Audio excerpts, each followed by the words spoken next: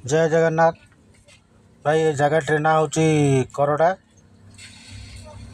एपटे गले आमर रायकिया आउपटे गले आमर सोरडा। जो आमर कलिंगा घाटी भांगी जाती से आम यही रास्तार जावास करुचु। केते गाड़ी गाली होगी जाऊँ टिकाबाली बाहरिक आउ केते गाड़ी दारिमबाड़ी होगी जाऊँ। आउ एटा रायकिया को ए रास्ताटी बहुत सर्टकट। ब्रह्मपुर प्राय 130 किलोमीटर।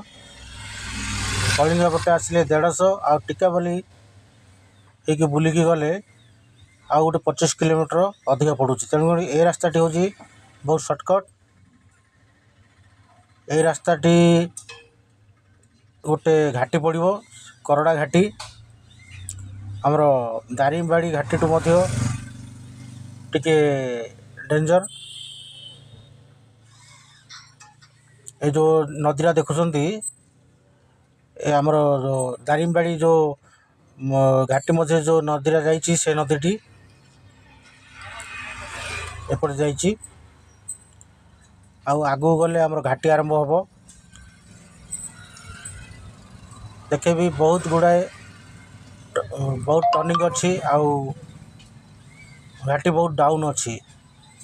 यही घाटी रे कौन सी बड़ गाड़ी को एलाउ नहीं। आउ जो बड़ गाड़ी ए रास्तार आसबे बहुत असुविधार पड़े कारण टर्निंग सडन टर्निंग आउ पाखे पाखे जगह टर्निंग अच्छी आ काटापी बहुत असुविधा हम। तेणुक जो भाई मैंने आसबे बड़ गाड़ी नहीं आसबे छोट गाड़ी केवल घाटी ठीक। ए घाटी बहुत डाउन अच्छी तेणुक घाटी ओह्लैला बेले 1 नंबर ओह्लैबे। एबे बर्तमान मु 1800 क्विंटाल लोड कर घाटी एबे स्टार्ट है जाऊँ आगू को।